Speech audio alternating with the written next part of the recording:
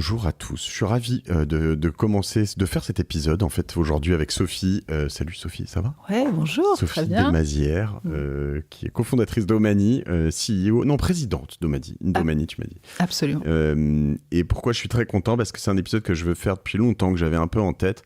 On va parler des JO 2024 et de Paris particulièrement. Peut-être qu'il y aura d'ailleurs d'autres endroits aussi un peu. Je voyais que il y avait une petite guéguerre en ce moment. T'as entendu parler du fait qu'ils voulaient marquer Paris 2024 sur le stade Vélodrome et que ça faisait un petit problème. Moi, ça me fait mourir de rire, ce truc. J'aimerais bien voir marqué Paris en gros sur le Vélodrome. Je trouvais ça drôle.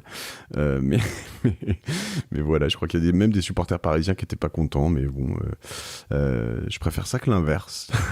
Bref, l'idée, c'est pas ça. C'est de parler de location. Parce que ça fabule beaucoup. On parle d'Airbnb, on parle de location saisonnière, on parle de Omani justement. Et qu'est-ce qui va se passer en 2024 ? Alors dans notre petite boule de cristal, qu'est-ce qu'on a vu ailleurs à Rio, à Londres, qu'est-ce qu'on a vu peut-être même à Tokyo, j'en sais rien. Tokyo c'était un peu spécial quand même parce qu'il y a l'histoire de Covid et des choses comme ça. On attend quand même entre 10 et 15 millions de personnes en plus à Paris. On a une grosse demande de location saisonnière déjà, je crois qu'on peut le dire. Mais il y a des histoires de réglementation très strictes. Il y a des chambres d'hôtel, il y a des hôteliers qui veulent pas que ça parte n'importe comment. Puis il y a une histoire de timing aussi que j'aimerais aborder avec toi. C'est est-ce que il faut de prix évidemment, combien, en préparant tout ça, moi ça a changé mon approche. Je me suis dit oula, je vais peut-être partir et louer mon appart pendant 3 semaines. Pour rappel, si je ne m'abuse, c'est du 26 juillet au 11 août 2024. C'est rapide, ça dure pas très longtemps.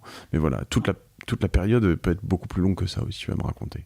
Très bien, presque 3 semaines. Presque 3 semaines. Avant de commencer tout ça, tu peux m'expliquer pourquoi tu es legit à me parler de tout ça. Qu'est-ce que tu fais avec Omani et pourquoi tu connais bien ce sujet ? Oui, alors avec mon associé Marie Trépose, donc moi je suis entrepreneur depuis une vingtaine d'années dans l'univers de l'immobilier et du numérique et on a décidé il y a 2 ans de créer Omani, donc H-O-M-A-N-I-E, qui est une collection de maisons privées et aujourd'hui d'appartements aussi de grand luxe avec du service. Notre objectif, c'est de rassembler sous la marque Omani, sous l'ombrelle Omani, des appartements, des maisons d'exception que nous commercialisons, pour lesquels nous trouvons donc des clients et qui nous sont confiés par des propriétaires qui ont plusieurs profils, donc des propriétaires qui sont souvent des entrepreneurs qui ont décidé, c'est très très souvent le cas pour les très belles maisons au bord de la mer, à la montagne, etc., d'investir ou de rénover un très beau lieu, et qui se sont dit, pour faire ce projet, je vais économiquement trouver un équilibre, et du coup, je vais le louer. Le mal de l'entrepreneur. Le bien, mais en tout cas, l'héritier ne fait pas ça, parce que l'héritier a toujours eu des maisons et des choses, et puis bon, ça voilà, mais l'entrepreneur, puis en plus c'est vulgaire, mais l'entrepreneur, quand il achète un truc, souvent, il se dit, oh là là là, va falloir que je l'amortisse, quoi. Oui, mais l'entrepreneur, il le fait aussi pour bien faire les choses. Il le fait pour bien faire les choses, et Omani a rassemblé des lieux d'exception. Je rappelle qu'en France, il y a plein de châteaux partout, mais je vous invite à y aller. Et la plupart, ils sont dans un état catastrophique parce que ce sont justement des familles qui n'ont plus les moyens de les entretenir. Les lits sont cassés, on dort mal, il y a des punaises, enfin il fait froid, etc.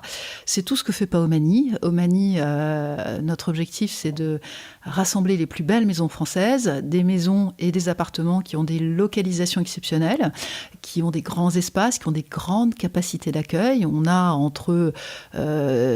dans les maisons entre 8 et 25 chambres à Paris, c'est des capacités moins importantes, mais c'est toujours beaucoup de volume. 25 chambres à Paris, oui, c'est À Paris, on a des appartements qui font 300 mètres carrés et il y a 2 chambres, mais ils ont tous quelque chose de très extraordinaire, des vues, des terrasses et du volume. Donc les appartements parisiens qu'on a, ils font entre rarement moins de 150 mètres carrés jusqu'à... On a des hôtels particuliers avec des jardins, on a des piscines. Donc on a vraiment des lieux rares qui nous sont confiés et notre objectif, c'est de les louer. Si c'est à Paris, vous avez des règles qui sont, dont on va parler ensuite, mais c'est généralement des propriétaires c'est toujours des propriétaires privés qui nous les confient. En revanche, les maisons que nous avons en province et quelques incursions à l'étranger, puisque nous avons plusieurs maisons à Cadaqués en Espagne, un petit peu au Portugal et une en Italie. C'est très souvent, donc je le disais, des entrepreneurs qui ont eu envie de rénover des lieux d'exception, mais pour parfaitement bien faire les choses, c'est beaucoup d'investissement. Et pour parfaitement les entretenir, c'est encore plus d'investissement. Ouais. Et donc, pour tout ça, il y a évidemment de dire comment je fais ce projet. Et pour faire ce projet, on le loue. Et c'est pas autrefois, il y a 20 ans, il y a même moins que ça, on se disait, les gens qui avaient de l'argent, ils n'allaient pas louer leur maison. C'est plus le cas du tout aujourd'hui. Il y a beaucoup plus de perméabilité et d'ouverture. Et donc, nous avons des maisons qui souvent appartiennent à des personnes privées, mais qui sont opérées professionnellement et que nous commercialisons. Alors, très bien. Merci de nous avoir expliqué tout ça. Je comprends bien le périmètre. L'objectif aujourd'hui, si tu veux bien, c'est d'être plus inclusif que tout ça dans l'approche. C'est se dire, en fait, aussi pour tout le monde, quoi. Si j'ai 20 mètres carrés ou un studio à Paris, est-ce que je peux le louer? Qu'est-ce que je peux attendre? Enfin, quels sont tes ressentis? C'est vrai que dans la presse et les médias, on entend qu'il va se passer quelque chose, mais je trouve que j'ai jamais assez de concret, quoi. Tu vois, qu'est-ce qui va se passer réellement? Qu'est-ce qu'on a vu ailleurs? Qu'est-ce qui se passe déjà aujourd'hui? Qu'est-ce que vous ressentez? Quel est l'évolution? Est-ce que aujourd'hui, un truc que tu vas louer 1000 une nuit, tu vas le louer 3000? Enfin, voilà. Est-ce que tu peux un peu m'expliquer déjà les grandes tendances et les choses à comprendre sur cette période des JO spécifiquement? Absolument. Donc cette période des JO, l'année prochaine, on va accueillir à Paris et en Île-de-France les estimations sont entre 10 à 15 millions de personnes. C'est considérable. Sur une période qui est très courte.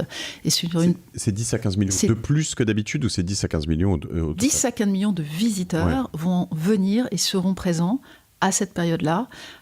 Alors, il faut savoir qu'un certain nombre vont combiner une visite à Paris, mais tous les chiffres sont ceux-là aujourd'hui. Après, voilà,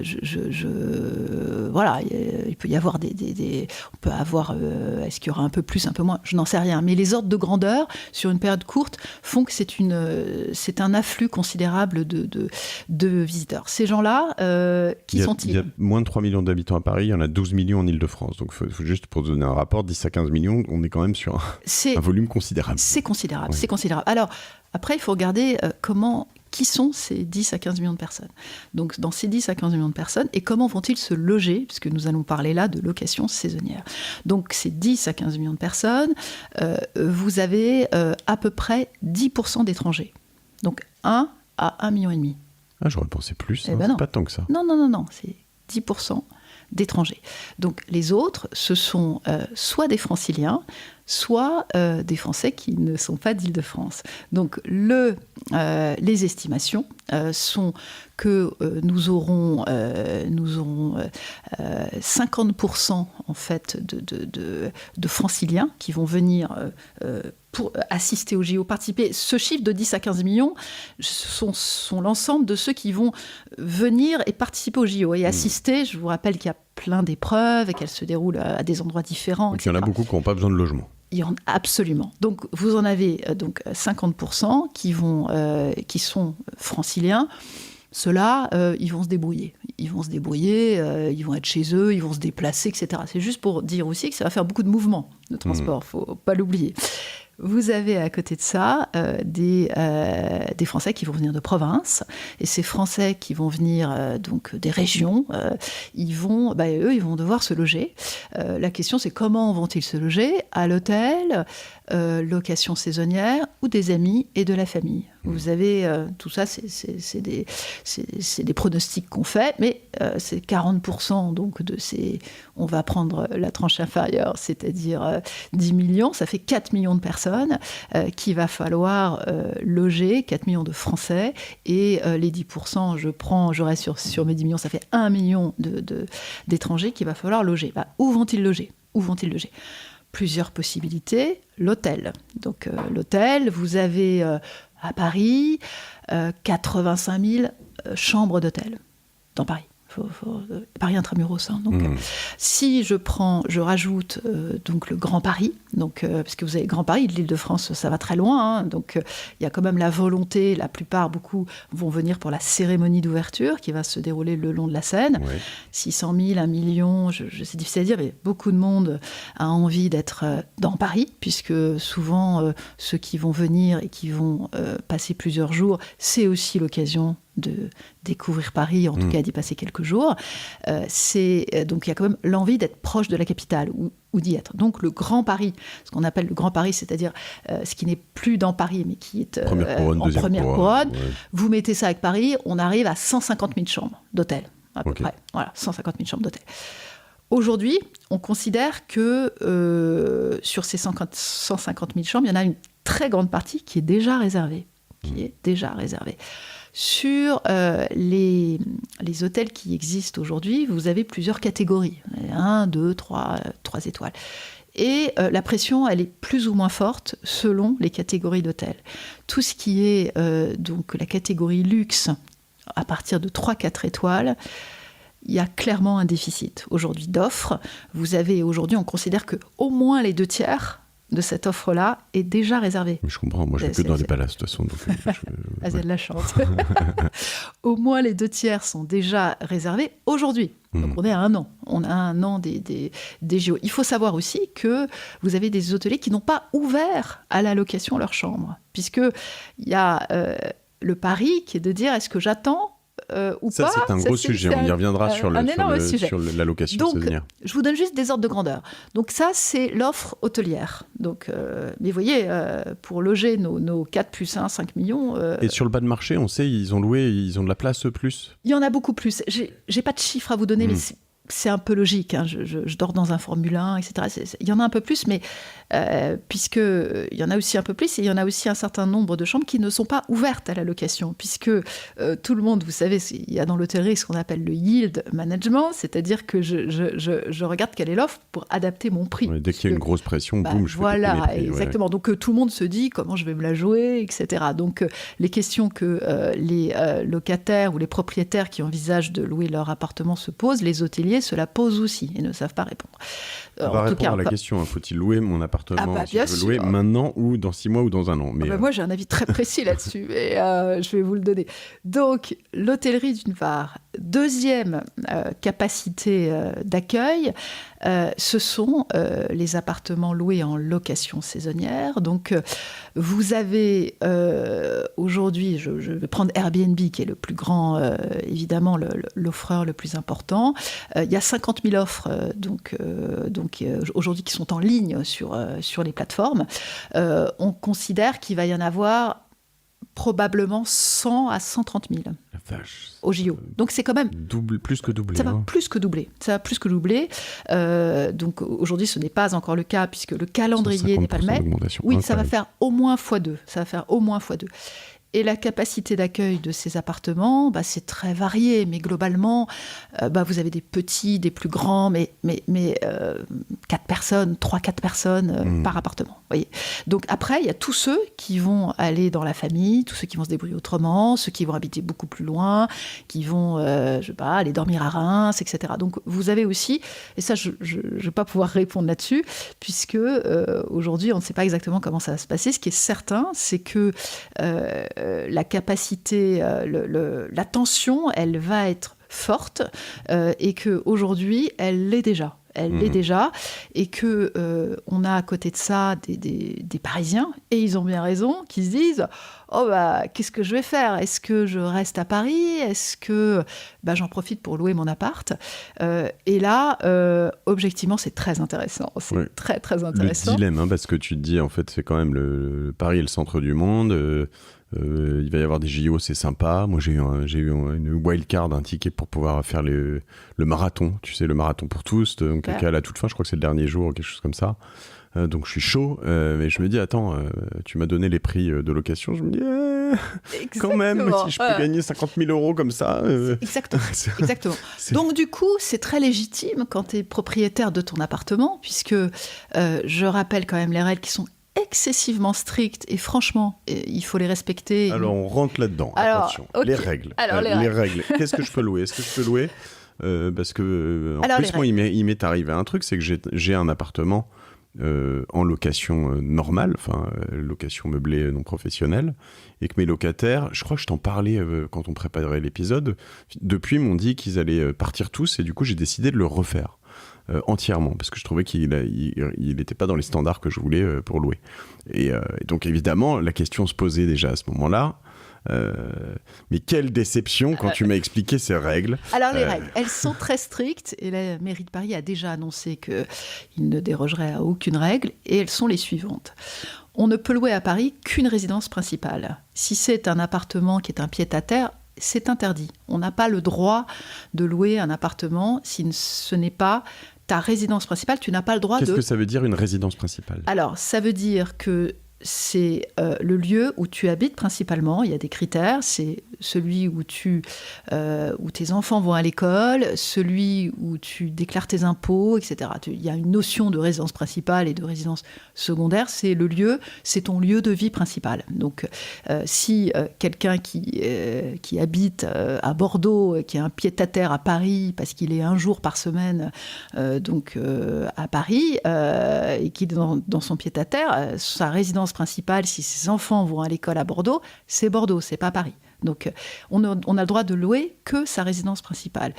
Et on a le droit de louer sa résidence principale uniquement 120 jours dans l'année, donc pas plus. Ça, c'est la règle, c'est la réglementation actuelle. Et pour la louer, on doit s'enregistrer sur le site de la ville de Paris. Ça, c'est une démarche qui est obligatoire. Et on doit faire figurer le numéro d'enregistrement sur l'annonce. C'est la règle. On doit aussi payer des taxes de séjour. Donc, il y a un prix de la taxe de séjour. Je crois que c'est entre 3, en tout cas Paris Intramuros, c'est 3 à 4 € par personne et par jour. C'est assez symbolique, mais on doit le payer. Et à partir de... quand on a déjà fait ça, on a le droit de le faire. On a le droit d'y aller. Après... il y a, donc mon appart, là dont je te parle, que je refais, c'est niette, quoi. Si c'est pas ta résidence principale, tu n'as pas le droit. Alors, est-ce qu'il y a des gens qui trichent ? C'est possible, mais les professionnels... qu'est-ce que je risque quand je triche, tu sais ? Des amendes qui sont très lourdes. Qui sont très, très lourdes. Plus lourdes que ce que je risque de gagner ? Est-ce que je vais gagner ? Vraiment. Okay. Il y a des amendes de 50 000 €. La ville de Paris a dit qu'elle ferait des contrôles, etc. Et c'est la réglementation. Okay. Voilà. Donc, et des professionnels comme moi ne prendront que des appartements nous proposeront que des appartements qui ne seront que des résidences principales, évidemment. Donc, est-ce qu'il y aura des fraudeurs ? Je ne sais pas. Mais en tout cas... C'est marrant parce qu'en fait, finalement... les trop de fraudeurs, même pour ceux qui louent actuellement, c'est pas bien si jamais ils font, parce que ça va encore approfondir l'offre. On a quand même intérêt à ce qu'il n'y en ait pas trop, tu vois ce que je veux dire. Mais, tout à fait d'accord. Et enfin, voilà, moi je trouve il y a des règles, il faut les respecter. Aujourd'hui, si on veut, parce que c'est aussi l'occasion, les JO de se mettre le pied à l'étrier de ce métier de la location saisonnière également. Voilà. Mais c'est vrai que moi j'ai des copains qui ont déménagé par exemple récemment et puis qui regardaient ça et qui se disent attends mais il faut que je garde ma résidence principale là-bas, à Paris, parce que en l'occurrence pour l'année prochaine il faut que je puisse faire ça. Et il y a d'autres cas de figure en revanche qui sont un bail commercial, c'est ça ? Qu'est-ce que c'est ? Comment ça fonctionne ? Oui, il y a un autre cas de figure, c'est que si la destination de son appartement est commerciale, c'est-à-dire que ce sont des bureaux, on a le droit de le faire. Donc autrement, on peut acheter ce qui s'appelle de la commercialité. C'est excessivement compliqué, ça coûte très cher, c'est très rare, etc. Mais si vous avez des bureaux qui, en fait, sont loués en appartement, c'est-à-dire c'est possible de le faire aussi. C'est un cas tout à fait particulier, etc. Alors il y a des gens, on m'avait raconté ça, je crois, dans un épisode de La Martingale, qui vont avoir par exemple je sais pas moi, un rez-de-chaussée qui était une boutique ou un truc comme ça, et puis qui vont le transformer en appart, quoi. Parce que pour Airbnb, parce qu'en fait, ça fonctionne bien. Ici, je pourrais dire mon bureau, là, mes 350 mètres carrés, je fais un grand dortoir. Je fais une grande, comme à l'école, là, et puis je le loue, j'aurai le droit. On a le droit aujourd'hui d'avoir... Faut pas me chauffer. Moi, mais... On a le droit aujourd'hui, mais cette réglementation va changer, puisque bientôt, on n'aura plus le droit. Ouais. Donc, mais aujourd'hui, on a le droit d'avoir une destination commerciale à partir du moment où on déclare qu'on peut l'utiliser, que ça va être utilisé en location saisonnière. Donc, on a aujourd'hui le droit de le faire. Peut-être quand même avoir des critères, une salle de bain, un truc comme ça, j'imagine, non ? Il y a tout un tas de critères, je les connais pas exactement, ouais, bon, donc je vais pas vous y répondre. Mais aujourd'hui, c'est une possibilité. Encore une fois, c'est une zone un petit peu d'ombre et la réglementation va changer et ça ne concerne aujourd'hui que des professionnels en fait qui vont transformer en fait un espace commercial en location meublée professionnelle. 20 personnes, allez, 30 personnes, 150 € la nuit, 3000 € la nuit. Pour 15 jours, je ne suis pas sûre que ça vaille le coup, parce qu'après, il faut 60 000 €. Il faut faire revenir tout le monde. Je fais un tiers de mon année en location du bureau, un tiers sur 2 semaines, ça se réfléchit. Il faut vraiment voir un truc, c'est que dans ce métier de la location saisonnière, il y a plusieurs... Il y a plusieurs types d'offres. Vous avez des studios simples, etc., avec une petite douche, etc. Les prix resteront très bas. Des produits qui ne sont pas parfaits, il y a un dortoir et une salle de bain. Et une salle de bain, etc. C'est pareil, ça va être beaucoup plus difficile à louer et les prix ne seront pas du tout ceux du segment plus luxueux où là, les critères sont plus exigeants, mais les prix sont beaucoup plus élevés. Et là où il y aura des prix très élevés, c'est dans cette catégorie-là. D'accord. Donc, il ne faut pas non plus faire des plans sur la comète en disant, je vais exploser mes prix. Ça dépend du produit. Je vais louer un taudis 10 fois, mais les gens, ils rêvent. Et il y a aujourd'hui beaucoup de fantasmes faits. Donc, en tout cas, moi, j'entends des choses extraordinaires. Il faut proposer des produits en fonction du produit qui est proposé, de l'appartement qui est proposé. On pourra ou non augmenter de manière très sensible les prix. Il ne faut pas rêver. Les clients sont pas... il faut que le prix vaille l'offre qui est proposée en face.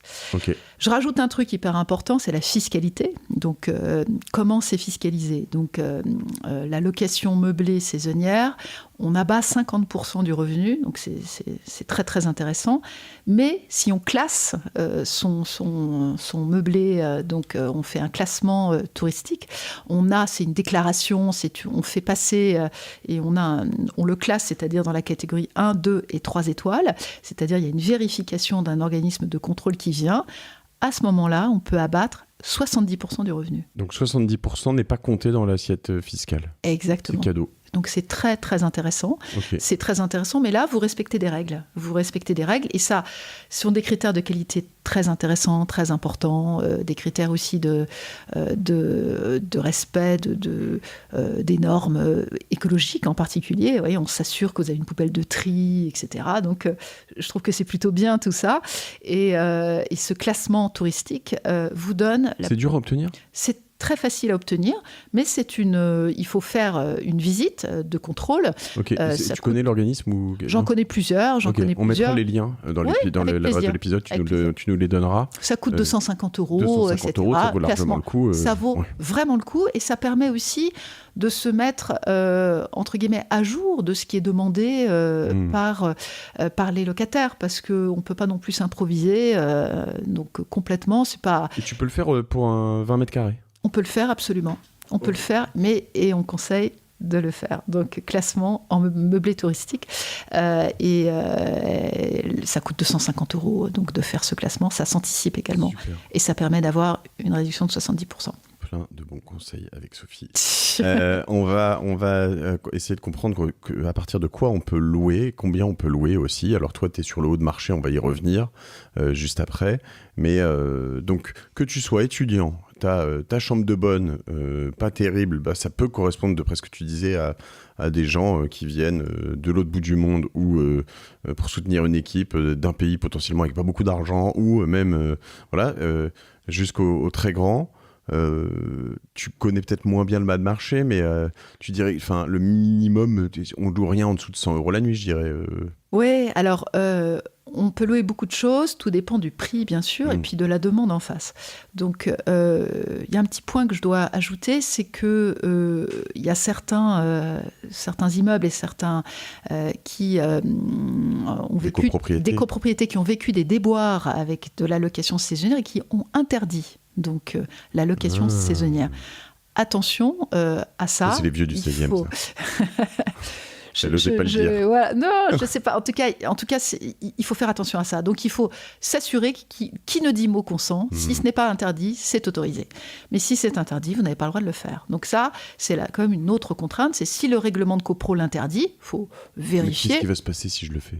Autant la mairie de Paris, elle peut me mettre une amende, autant là, ils vont me dire c'est pas bien. S'il y a un voisin désobligeant, il va peut-être vous envoyer un contrôle. Voilà. En tout cas, il y a des règles. C'est que s'il y a une copro, il faut essayer de vivre en bonne intelligence. J'ai rien dit, mais allez-y quand même, si ça vous... faut vivre en bonne intelligence avec sa copro, parce qu'il y a 15 jours dans l'année ou 3 semaines qui sont les JO. Oui, si tu le fais que sur les JO, je veux dire, à un moment... Tant pis pour les voisins, quoi. Et puis ils seront partis, de toute façon, les vieux du 16e. En tout cas, ce qui est certain, c'est qu'il faut respecter les règles et on peut avoir des déboires si la pratique est interdite. Okay. On s'attend à quoi sur les tarifs ? Historiquement, en fait, si on regarde ce qui s'est passé sur Airbnb, puisqu'il y a eu des JO à Londres, le cas de Tokyo est complètement à part parce qu'il n'y avait pas de spectateurs, donc on l'oublie complètement. Donc, mais en gros, il y a eu des augmentations qui sont x2 à x3 du prix, mais qui sont très très différentes en fonction du calendrier et de la typologie des biens proposés. Okay. Donc les biens qui sont le milieu de gamme, c'est-à-dire que des appartements entre 40 et 60, 70 mètres carrés, etc., avec des emplacements normaux, pas du prime, x2 le prix.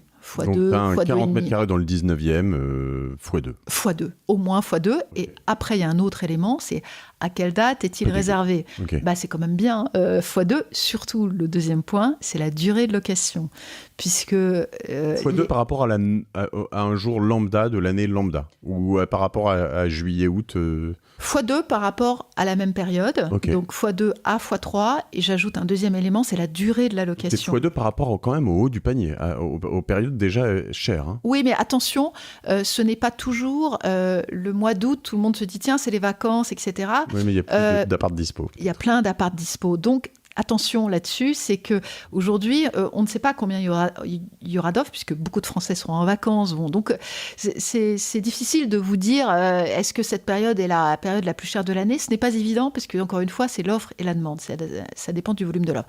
Donc, x2 à peut-être x3. Et puis, autre élément très important, c'est le calendrier de réservation.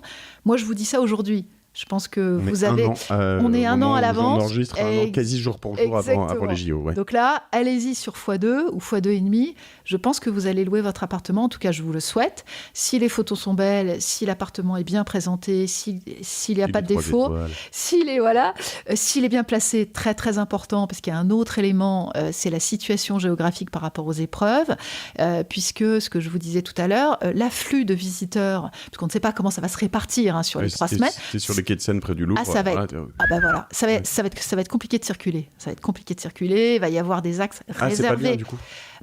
Ça va être il y a des axes de métro qui vont être bons, d'autres moins, etc. Donc être dans Paris, c'est une grande chance. C'est une grande chance. Avoir un métro à côté, c'est une grande chance, etc.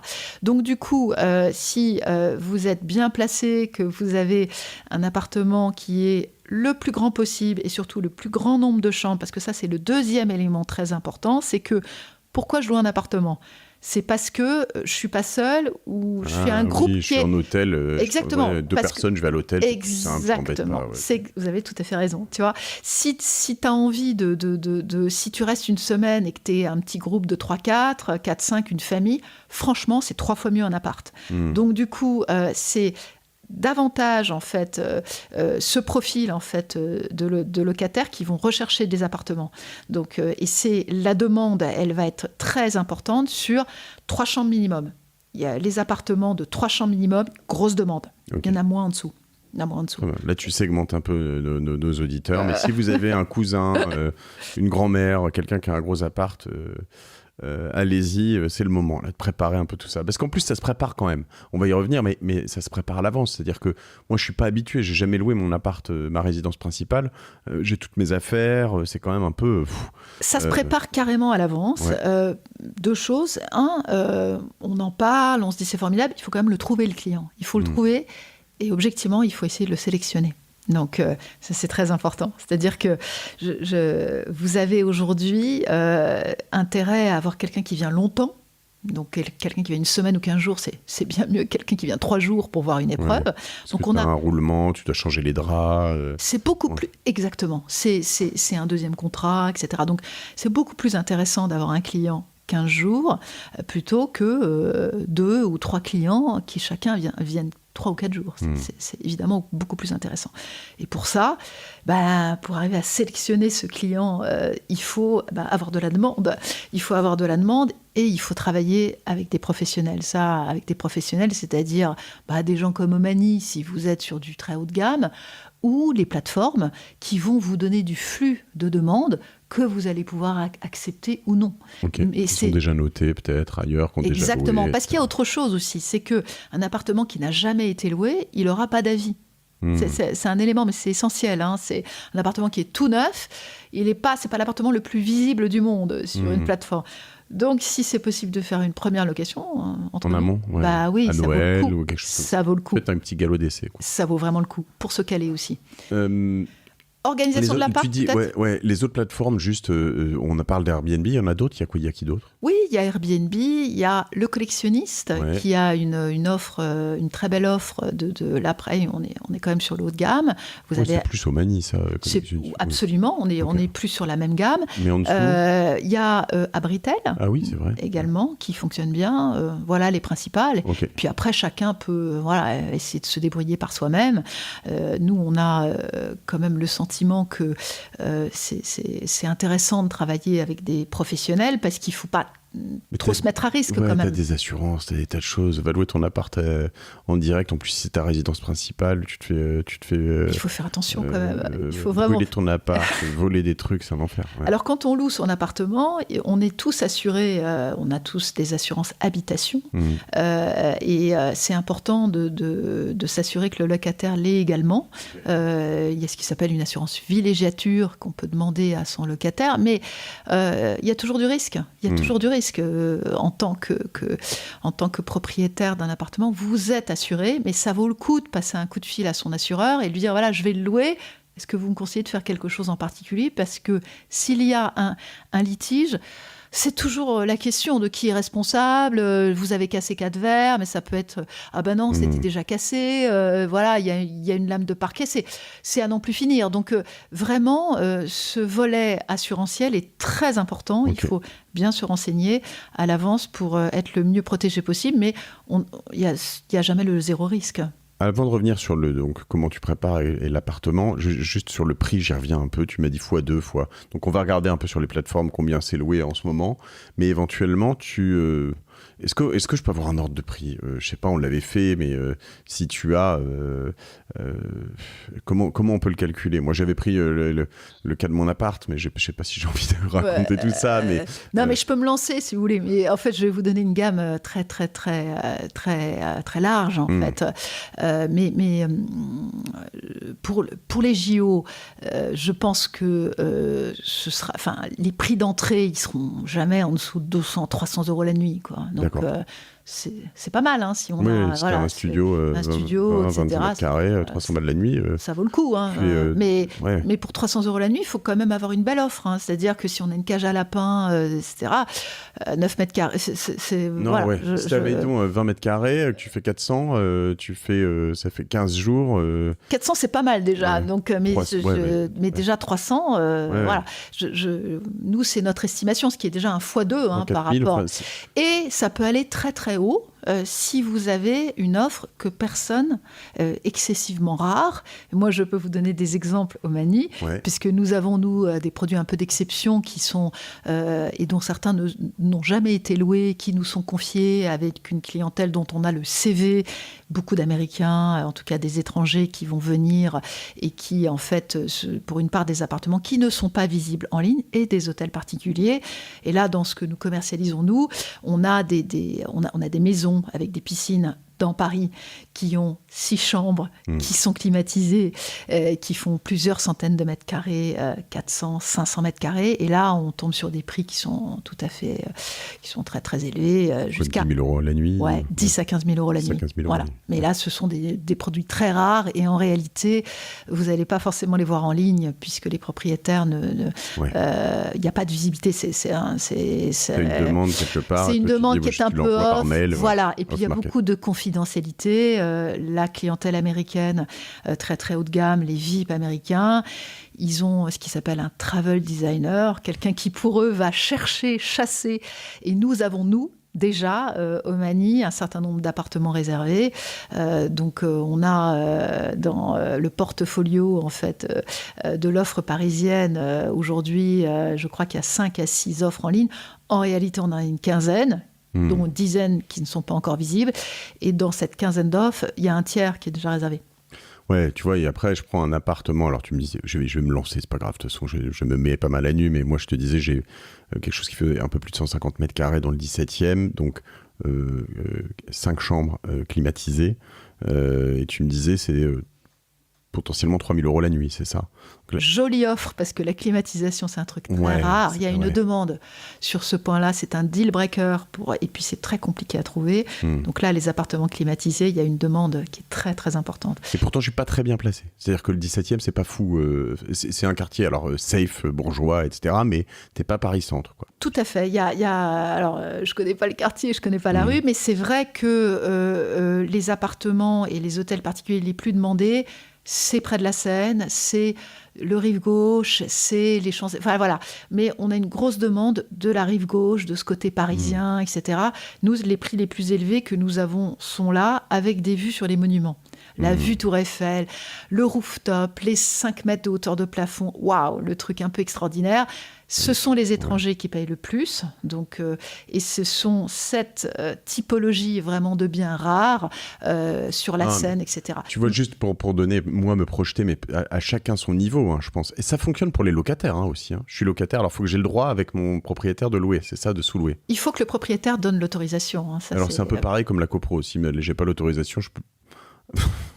Allez-y, et puis il vous dira c'est pas bien. Bon, il pourra peut-être vous virer. Peut-être que c'est une clause pour... bon. À vous de voir, mais ce que je veux juste vous dire, c'est que les plateformes ou les professionnels comme nous ne prendront que des biens qui sont enregistrés à la ville de Paris. Okay. Il faut pas... Comment on enregistre ça C'est très simple. C'est une déclaration sur le site de la mairie de Paris. Mais voilà. Donc, du coup, je reviens sur l'appart dont on parle, les 5 chambres. 5 chambres, grande demande. 5 chambres, tout de suite, on va vous poser la question. Moi, je vais vous la poser au Mani. Combien de salles de bain? Donc ça, c'est important. Parce que 3, pas mal aussi. Donc, taille pas une par chambre, mais voilà, bon, 3 quand même. C'est pas mal. Après, on va faire une visite. On va regarder l'ensemble donc, des autres éléments, les espaces. Voilà, vue Tour Eiffel, formidable. On est un peu loin, mais bon. Donc, est-ce que c'est clair? Est-ce qu'il y a une terrasse? Les espaces extérieurs?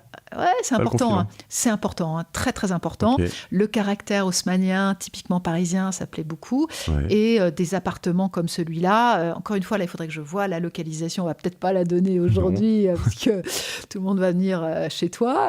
Mais la localisation est hyper importante. C'est-à-dire que est-on super calme, proche d'un métro, voilà, etc. C'est ces éléments. Donc ça va être... Ça va louer mon vélo avec, si tu veux. Ma voiture, tu veux ma voiture? Voilà, déco parfaite, c'est hyper important. Ouais, ça, il faut que ce soit hyper clean. C'est pas une déco américaine, c'est une déco parisienne. Mais bon. Il y a une envie de Paris, ça c'est formidable. Et là, après, il y a un sujet qui est parfois un peu délicat à aborder, mais nous, on le fait très directement. Il faut que ce soit hyper clean. Hyper clean. Chez moi, c'est dégueu. Non, mais chacun vit comme il veut, vit comme il veut, mais on peut pas se permettre un hôtel, c'est parfait, il y a pas de... il faut que ce soit parfaitement propre. Ouais. Et c'est vraiment important. Et nous, les appartements que nous prenons T'as des au Mani... surprises de temps en temps, enfin, quand tu Non, visites, mais ouais. nous, on prend... Bon, c'est toujours délicat à dire, mais on voit bien, il y a des gens qui ont le sens du détail et d'autres moins. Ouais. Les appartements au Mani, ils sont absolument parfaits. Les choses ne sont pas cassées. On a une vaisselle qui est impeccable. Et vous voyez, c'est beaucoup de choses comme ça. C'est vraiment important. Et ça vaut le coup. En plus, c'est intéressant si on loue son appartement à l'occasion des JO de dire, tiens, je vais rafraîchir ça. Ah bah c'est ça, c'est ce que j'allais dire. Attends, à 60 000 € les JO, moi je me dis, en fait, je peux en mettre 20 000 dans une réno. Enfin, coup de peinture partout. Exactement. Nous, on dit souvent, bah voilà, votre appart, je vais le prendre, mais il faut faire ça. Ouais. Il faut faire ça. Et le propriétaire, il nous dit, mais vous pensez que ça me rapporte combien? Donc, et puis ensuite, et puis souvent, la réno, elle est faite quand on a la garantie du locataire. Et enfin, on a trouvé le locataire. Je comprends tout à fait qu'on raisonne comme ça. Donc, pour revenir à un appartement comme ça, 150 mètres carrés, 5 chambres, grande capacité d'accueil, ça c'est très, très, très intéressant. 2500, 3000 € la nuit, c'est quand même très, très intéressant. C'est pas mal. Et tu prends combien là-dessus? Nous, notre commission à Paris, on fait l'ensemble de l'accueil du locataire, du suivi du locataire, et la location à Paris, la commission, c'est 25%. Donc, que tu me prends sur les 2005 ou 3000, c'est pas au-dessus. Absolument. Okay. Non, absolument. Très bien. Et sur Airbnb et tous les autres, c'est moins, non? Ça dépend sur Airbnb, le total, parce qu'il y a une partie locataire, une partie propriétaire, mais sur Airbnb, c'est le propriétaire qui gère tout. Oui. Donc, c'est un petit 20%. Et sur le collectionniste, c'est à peu près comme nous. Okay. Tout dépend de la prestation qui est rendue, en fait. Si on gère le client dans l'intégralité, ce qui est notre cas, la prestation, elle est complète, check-in, check-out, état des lieux, etc., 25%. Trop bien. Et check-in, check-out, état des lieux, c'est pas rien. Je veux dire, c'est pas rien du tout. L'état des lieux, c'est à la fourchette près, j'exagère, hein, mais il y a c'est hyper important, c'est hyper important. Et encore une fois, c'est pas toujours évident quand on le fait pour la première fois de bien le faire. Donc on a toute la meilleure volonté du monde, mais nous on essaie de transmettre notre savoir-faire, et c'est notre intérêt aussi, c'est que ceux qui vont travailler avec Omani pendant les JO, qui restent avec nous ensuite en disant très bonne première expérience, je continue. Et notre sujet à nous, c'est de vous apporter les meilleurs clients possibles, parce qu'il y a des clients qui payent bien, mais il faut aussi que ce soit des bons clients qui se comportent bien. Et nous, on est très, très, très, très obsédés par ça, par vous apporter un client de très, très bonne qualité. Donc, Et après, tu ne demandes pas, faut pas adapter l'appart. Je veux dire, moi, par exemple, j'ai des chambres d'enfants ou des choses comme ça reste des chambres d'enfants? Il faut que ce soit très clair. Ouais. Il faut que ce soit très clair, c'est-à-dire qu'il y ait une information donnée qui corresponde. Il faut que celle-là, tu mettes un lit double pour pouvoir accueillir plus d'adultes et plus de machins, ou potentiellement. Si, je vais dire ça sur l'appartement que je ne connais pas encore, donc je ne vais pas trop m'engager. Mais nous, les 5 chambres, si on peut accueillir 2 personnes par chambre, c'est beaucoup mieux. Si c'est une chambre d'adulte et 4 chambres d'enfants, c'est moins bien que 2 chambres d'adultes et 3 chambres d'enfants. Ouais. Donc tout ça, c'est une question de prix, puisque vous allez avoir potentiellement 2 familles qui vont se parler. Absolument. Donc c'est 5 chambres. Idéalement, s'il y a 2 chambres qui sont des chambres doubles, c'est beaucoup mieux. Voilà. Et la capacité d'accueil adulte-enfant, on la précise. C'est-à-dire que cet appartement, on y vit agréablement à combien? Là, je suis sur une table, je peux dîner à combien? À 10, à 12?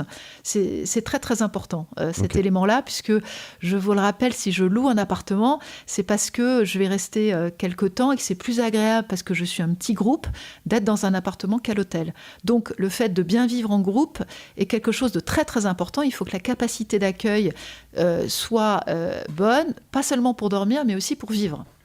Ok, donc si on a écouté tout ça, qu'on a un appart plus petit, qu'on a un appart comme ça, si je peux rajouter la clim, je rajoute la clim. Formidable. Voilà, formidable. C'est formidable. Là, ça change tout. Limite, la clim va être payée par la location à peu près, de toute façon. C'est hyper important. La clim, c'est une demande qui nous vient tout le temps, et nous n'avons pas assez d'offres. Donc, avoir la clim ou des refroidisseurs. La clim, c'est mieux, mais vous savez qu'il y a des autres. Un refroidisseur, c'est un appareil mobile air cooler, donc en français refroidisseur, qu'on va mettre à l'intérieur, mais c'est quand même tout à fait intéressants. On a intérêt à les commander maintenant entre nous, puisque l'année prochaine, ce sera plus. Il y en aura plus, mais ce sont des éléments qui sont très très importants. Les autres points qu'il est nécessaire de souligner, c'est que si on met son appartement en location saisonnière pour la première fois, il faut faire place nette. Faire place nette, c'est-à-dire que les affaires personnelles, évidemment, on ne va pas tout débarrasser, mais il faut laisser suffisamment d'espace libre pour que le locataire qui s'y installe 15 jours, il vive agréablement. Chez lui, quoi. Exactement. Donc, il faut dégager un placard par chambre. C'est vraiment important. Un grand placard, quitte à avoir et descendre à la cave. Donc, c'est du boulot. Mais on ne peut pas... Il y a des gens qui font ça pour toi. Il y a des prestataires qui peuvent faire ça pour moi non, ouais. Oui, mais chiant, t'as pas envie, en vrai. C'est pas évident non plus de dire de trier vos propres affaires. Nous, on demande aux propriétaires de le faire. C'est vraiment important, mais c'est essentiel. On ne peut pas laisser ses affaires personnelles en libre service dans un appartement qui est loué. Il y a pour plein de raisons. C'est parce que des questions de sécurité, des questions aussi de est-ce que moi, locataire, j'ai envie de me retrouver avec la brosse à dents du propriétaire? Non. La question, elle est non. Donc, il faut absolument faire place nette dans les salles de bain, dans les chambres. C'est aussi une bonne occasion de faire place nette, justement, de faire un peu de tri. C'est une très bonne occasion de faire un très beau ménage de printemps, et on s'aperçoit qu'on a plein de choses à donner, mais il faut les enlever. C'est vraiment, on le sait bien, vous savez, quand on vend un appartement, il y a du home staging. Là, c'est la même chose.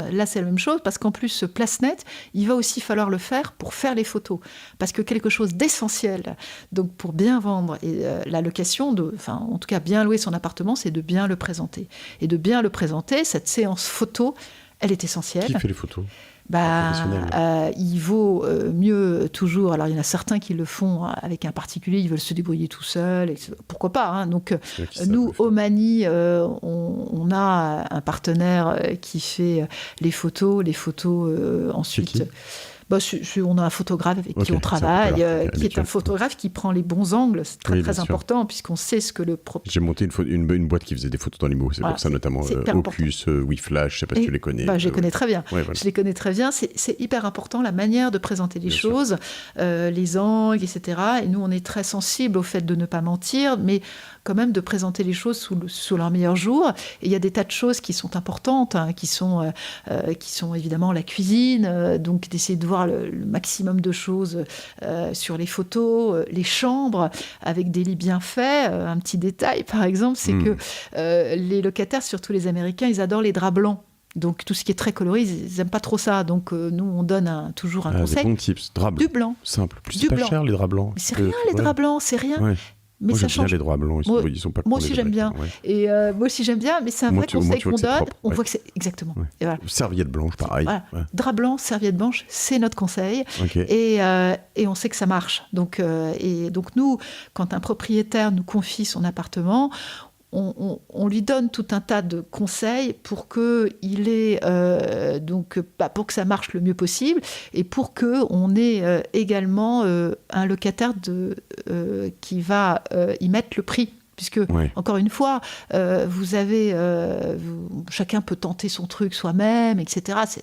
Mais notre souci au Mani, c'est d'optimiser le tarif pour le locataire et d'optimiser également le type de locataire. J'insiste beaucoup là-dessus, c'est-à-dire que nous, on va pouvoir vous orienter en vous disant, voilà, si c'est maintenant, essayons d'avoir une semaine minimum. En gros, ce que je peux retenir là-dessus, c'est une semaine minimum, ça c'est clair. Je pense que ce que je peux retenir là-dessus, c'est... alors, je reviens sur l'appart et après, on va venir sur une semaine minimum ou comment, mais faut penser un peu standard international. Donc, dont la clim, drap blanc, serviette blanche, des choses un peu normales, qui s'adaptent potentiellement à une déco ou un truc parisien sympa. Donc, tout à fait d'accord. Je vous parlais de faire place nette. Quand je loue un appartement à Paris, vous savez que le prix des chambres d'hôtel est vraiment élevé, il va augmenter. Ça va être à la place, dans certains cas, de 2 chambres d'hôtel. Donc, le standard hôtelier, si vous pouvez l'importer dans un appartement parisien, c'est formidable. C'est pour ça qu'on parle de drap blanc. Nous, quand on fait des photos, on met la table aussi. On fait un joli couvert, donc on voit que tout ça est tout à fait qualitatif. C'est excessivement important. Ça donne envie et ça rassure. En fait, ce qui est cool, c'est que tu te dis, finalement, je me dis, c'est l'occasion de gagner pas mal, c'est le cas, potentiellement, mais c'est aussi l'occasion, de mettre un pied là-dedans, et de... en fait, de s'upgrader big time, quoi. En fait, c'est quand même ça, hein, c'est de te dire, en fait, moi, si j'arrive à faire net de ta marge et d'impôts, je sais pas, moi, ça me semble lunaire, hein, mais 45 000 euros sur une période comme ça, je fais un sérieux upgrade, quoi, tu vois. C'est énorme. Mon appart, il est plus que reneuf, tu vois, donc c'est intéressant. Et donc chacun a sa juste mesure. Si tu fais 15 000 euros sur un appart qui fait 30 mètres carrés, je veux dire, tu peux quand même déjà te faire un petit upgrade aussi, quoi. Tout à fait d'accord. Ouais. Et entre guillemets, se mettre le pied à l'étrier sur les bonnes pratiques, pour les JO, c'est quelque chose de bien. Si on peut, je disais, le faire avant, oui, ça permet de lancer la machine. Ça permet de se lancer. On insiste sur quelque chose de très important. On considère aujourd'hui qu'un Parisien sur 5 se dit je vais mettre mon appartement en location. C'est beaucoup quand même. Voilà. C'est beaucoup. Et je vais y venir parce qu'il faut savoir quand est-ce qu'on le fait, mais pour finir là-dessus, une fois que tu l'as fait, si tu commences par exemple à Noël prochain ou que tu continues à Noël d'après, une fois que tu l'as fait, tu as mis un doigt dans l'engrenage et en fait à la fin, je pense que c'est plus simple, quoi. Tu le fais, tu le refais à la fin, 120 jours par an, t'as le temps, t'as quand même un peu de marge, si tu le fais déjà 2-3 semaines, même à un tiers de ce prix-là, enfin, ça change un peu ta vie, tes remboursements d'emprunt, etc. Super intéressant. Alors, quand est-ce que je le loue ? Parce que finalement, moi, je me dis, peut-être qu'en t'écoutant, je m'y mets maintenant, j'essaye au moins d'avoir, si possible, peut-être les 2 semaines, quitte à louer un tout petit peu moins cher, mais je sécurise, quoi, en fait. Notre avis à nous, Omani, et nous le vivons, j'insiste beaucoup là-dessus, c'est qu'il y a beaucoup d'élucubrations, de fantasmes, etc. Il y en a qui se disent, si j'attends, à la fin, ça va péter, en fait. Il va y en avoir plein, et je vais le louer 4 000, 5 000, parce que les gens voudront, plutôt que de dormir dans la rue, ils voudront prendre le mien. Voilà. Ce que je dis juste là-dessus, c'est qu'il y a un retour d'expérience qui est Rio, où il y a eu des élucubrations, et après, il y a eu tellement d'offres que les prix ont baissé. Donc attention. Comme vous êtes parmi les premiers que vous écoutez la Martingale et que c'est ici que tout se passe, là vous mettez maintenant. En tout cas, notre conseil, c'est effectivement de s'y mettre maintenant. Parce que ça prend du temps d'abord de s'y mettre bien.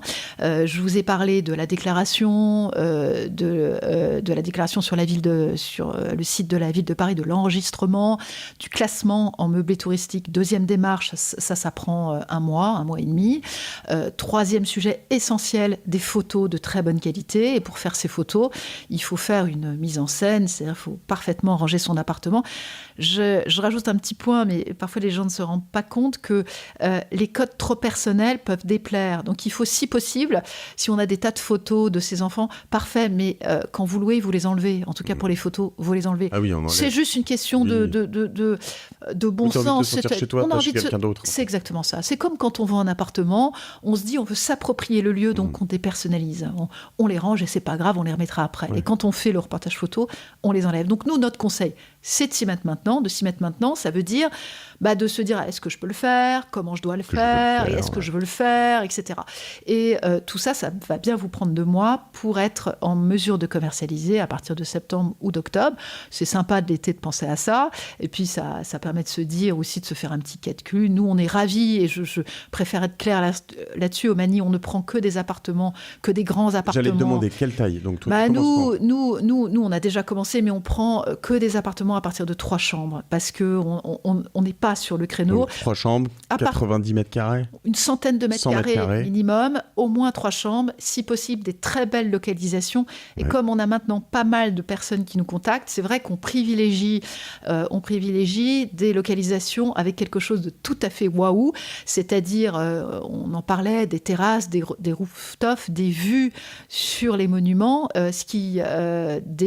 l'air conditionné formidable. Donc on est obligé de faire un filtre. Pas nécessaire l'air conditionné ? C'est un plus énorme et nous avons là-dessus une demande que nous n'arrivons pas à satisfaire. Okay. Donc nous, on tous a ceux une qui demande. Nous écoutent, qui ont l'air conditionné... Ils peuvent nous contacter. Ils peuvent me contacter. Pas avec un appart pourri. Mais... Et puis, j'insiste beaucoup sur le fait que nous, on n'est que sur du Paris intramuros, sur des quartiers, le Triangle d'Or. C'est notre positionnement donc à nous. Ceux qui viennent vers toi de la part de la Martingale, de ma part, peuvent venir, idéalement pour que tout le monde gagne du temps. Ils te disent dans le mail ou il y a un formulaire de contact. Oui, sur le site, il y a un formulaire contact@omani.com et on vous répondra très vite. Voilà. Vous pouvez même écrire que vous avez écouté la Martingale. Ouais. Moi, je serais ravie de vous répondre personnellement. Mais dites tout de suite ce que vous avez parce que ça permet à tout le monde. Taille, de l'appartement, adresse exacte, un lien vers Google Maps si vous voulez, nombre de chambres, climatisation oui/non, étage, exactement. Et puis propre ou dégueu. Et puis dites-nous que c'est votre parce que résidence principale. Exactement. Nous, on pourra pas prendre ceux qui nous diront je le dis pas. Tout de suite, il faut être en mesure. Gagnons du temps, ne nous racontons pas d'histoire. Et tous les autres, on est ravis de donner le conseil qu'il faut, on est ravis de... Mais sur Airbnb, on peut faire aussi plein de choses et ça marche bien. Mais c'est vrai que notre métier à nous, on est plus sur ce segment du luxe. Et si tu viens de ma part, tu offres quoi aux gens qui viennent de ma part? Un conseil formidable et j'espère des clients de très bonne qualité parce que ce que je vous disais, c'est que 1%, le client... 24% au lieu de 25%. Ce qu'on essaie de faire, c'est vraiment de vous trouver des clients qui vont rester une semaine ou 15 jours. Et ça, c'est un truc rare et qui ne se trouve pas sous le sabot d'un cheval. Une bouteille de champ, ceux avec qui tu loues. On fera plein d'efforts. Vous dites que vous venez de la martingale, de la part de la martingale. En général, on fait un panier de bienvenue, etc. On fera le mieux possible pour que vous soyez très bien traités. J'insiste beaucoup sur le fait que Omani a commencé cette collection parisienne il y a peu de temps et on a pas mal de personnes qui nous contactent. On est très sensible à ceux qui ont envie de s'inscrire dans la durée dans cette démarche de location saisonnière et on essaie de les accompagner le mieux possible, pas seulement sur les JO. Donc bien sûr, les JO c'est important, mais ça c'est important même pour le propriétaire parce que c'est beaucoup de boulot aussi pour nous. Donc on privilégie ceux qui se disent je réfléchis à ça, je veux vraiment m'y mettre, etc. On va passer du temps avec vous. On va faire le mieux possible pour chacun. On a envie que les deux soient contents, le propriétaire et le locataire. C'est une bonne martingale tout ça, Sophie. Desmazières, on te contacte sur LinkedIn? Oui, avec plaisir. Ouais, LinkedIn. N'hésitez pas à me contacter. Instagram, il y a un compte. Vous avez un compte Instagram ou pas? Omani Luxury Rentals. Okay. Et puis vous pouvez me contacter. Moi, je ne suis pas très réseaux sociaux personnellement, mais LinkedIn, je réponds. Donc vous pouvez me contacter. Tu as dit info@omani. Autrement, c'est quand on va sur le site Omani, il y a un formulaire de contact qui est contact@omani.com. Voilà. Tu reçois ces messages au contact ou pas? Je les verrai. Je les verrai sans problème. Très cool. Je vais te demander 2-3 petites questions après aussi. Tu m'as parlé tout à l'heure parce que vous faites aussi des événements, c'est ça, de l'événementiel, des locations autour de Paris pour des entreprises, des séminaires, des choses comme ça. Ça, c'est un business, on fera peut-être un jour un épisode là-dessus, mais c'est un business qui est toujours en croissance, qui fonctionne toujours, parce que moi, tu vois, c'est vraiment un truc j'aimerais, dans le prochain truc, acheter un truc soit autour de Paris, soit, je te disais, en Normandie, ou je sais pas où, tu me disais le Perche, c'est pas mal. Alors, Omani, en fait, a 2 métiers. On a, plutôt 2 types de clients. Nous avons donc de la location saisonnière. Là, on a parlé de Paris, mais autrement, on propose des très belles propriétés pour des vacances, en fait, à une clientèle de luxe. Et puis, on a une deuxième clientèle qui sont des entreprises qui privatisent les maisons que nous proposons pour des séminaires / également pour des événements professionnels. Le séminaire d'entreprise est quelque chose qui se développe beaucoup. C'est assez intuitif, mais on vient, nous, de sortir. Et si vous voulez, je le mettrai pour ceux qui sont intéressés. On sort une infographie à la fin du mois d'août sur justement quel est le séminaire idéal. Et aujourd'hui, donc ça, c'est le premier observatoire du séminaire d'entreprise et ça donne des tas de chiffres intéressants. 95% des salariés considèrent que le séminaire, c'est essentiel pour qu'une entreprise soit performante. Et ça, nous, on en est aussi convaincus. C'est assez simple aujourd'hui de voir ce qui se passe, c'est-à-dire on a un rapport à l'espace de travail qui a beaucoup changé. On est moins au bureau, on vient quand on veut, etc. Les équipes se voient moins. Et pour faire avancer les projets, pour brainstormer, pour parler de la stratégie... Il faut se bourrer la gueule ensemble. On a besoin de se voir. Et qu'une équipe, c'est pas des gens qui travaillent tous seuls dans leur coin devant un mur. C'est des gens qui travaillent ensemble et qui font avancer des projets communs. Et pour ça, il faut des moments de rencontre. Et ces moments de rencontre, ils sont excessivement importants. Il y a une grosse demande aujourd'hui de temps de rencontre pour des équipes de petite taille. Ça, j'insiste beaucoup. Okay. C'est vachement important. Autrefois, on faisait des séminaires de 150 personnes. Aujourd'hui, le séminaire idéal, c'est dans un lieu privatisé pour l'entreprise. Donc, ça peut être une résidence secondaire. le lieu privatisé, une maison privatisée, c'est le rêve de l'entreprise parce que c'est juste pour vous, salariés. Je vous ai trouvé un lieu formidable et vous êtes ensemble. On va passer un moment ensemble et les moments qui vont être importants, ça va être bien sûr les moments de travail, mais ça va être les after-work, ça va être les apéros, ça va être la soirée karaoké, ça va être le tir à l'arc, le team building, etc. Et ces moments, ils sont fondateurs, ces moments de partage. Et ces moments-là, il faut qu'ils soient pas trop longs. En général, c'est 2 à 3 jours. 2 à 3 jours, ouais. 2 nuits, quoi, c'est ça. Exactement, 2 à 3 jours. Et l'équipe petite, ça c'est très important. Donc quoi, 5 chambres aussi ? C'est 15 personnes, 15 à 30 personnes. Oui, le donc 30 c'est personnes. pas si petit que ça. Je veux dire, une maison secondaire, il faut quand même avoir, pour avoir 15 à 30 personnes, faut... C'est pour ça que c'est que des très grandes maisons. Entre 5 et 10 chambres, plutôt 10 chambres, quoi. Même nous, on a souvent des lieux, alors ça peut être un ensemble des maisons, mais l'idéal, si on a 10 à 20 chambres, mais vous voyez, ce sont des très très grandes maisons, ou alors des hameaux, c'est l'idéal. Et ça doit être très premium aussi, pour chez toi. Chez Omani, c'est ça. Nous sommes sur des séminaires de direction, avec un tarif par personne et par jour qui est entre 450 et 600 euros par personne par jour. On est sur du très haut de gamme, je le dis tout de suite. 15 chambres... tout compris, hein, ouais, c'est-à-dire 15 000 euros. Exactement. 10 à 15 000 euros. Mais vous avez là-dedans le tarif de la restauration. Donc, c'est-à-dire petit déjeuner, dîner. Mais le tarif Omani, vous avez un groupe que vous connaissez sûrement qui s'appelle Château Forme, en fait. Voilà. Château Forme a des lieux qui sont beaucoup plus grands et il y a souvent plusieurs entreprises. Mais nous, on a une offre tout compris et notre deuxième métier, donc c'est ça. Mais sur les 450, t'en donnes combien aux propriétaires ? Ça va, il y a la moitié, ça dépend des lieux en fait, c'est assez variable. Mais l'offre Omani, elle est toujours tout inclus et la location, ça va dépendre de l'emplacement en fait. Hein, si on a des endroits qui sont et là, très t'es pas restreint à 120 jours par an. Pour la résidence principale, tout ça, on s'en fout, quoi. Là, les lieux proposés, c'est une autre typologie, puisque c'est en général des sociétés, etc., et qui en fait, même si elles appartiennent à des personnes privées, mais la taille des lieux pour accueillir des séminaires, c'est des grands espaces.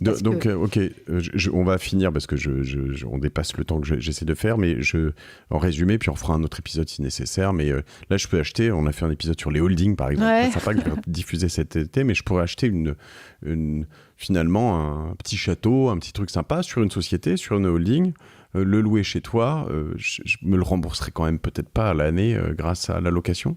Ce que tu es en train d'évoquer là, c'est tu deviens tu loues de manière professionnelle en fait un lieu, des grands espaces. Nous, on a des abbayes, on a des châteaux, mais encore une fois, c'est très grand et ça fonctionne quand on a les deux usages, c'est-à-dire les séminaires la semaine, et c'est ça l'idéal, et puis de la location saisonnière, absolument. Et pour arriver à le rembourser, il faut essayer de cocher les cases de plusieurs usages. C'est ce que nous expliquons aussi aux propriétaires. Si on peut louer en séminaire, si on peut faire des événements et louer l'été, c'est formidable. Mais pour et à la fin, tu as ta maison de campagne gratos. Voilà, mais il ne faut pas qu'elle soit n'importe où. Donc, on a ce qui est demandé, c'est l'Île-de-France très proche. Ouais. Donc, ça, il y a une grosse demande.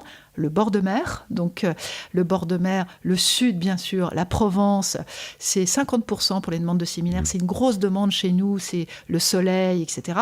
Mais donc, nous, on ne peut pas donner le conseil parce qu'il y a des gens qui ont des endroits magnifiques, mais qui sont durs d'accès et qui ne sont pas dans les...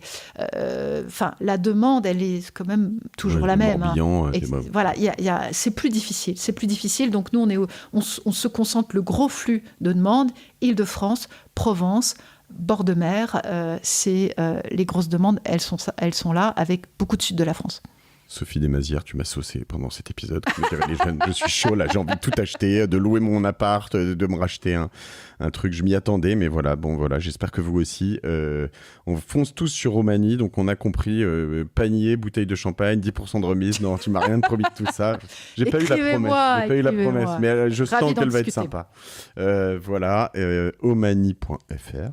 .com. Le .fr, je suis sûr que si on l'a le .fr, mais nous, Homani, c'est home, homani.com. Homani.com.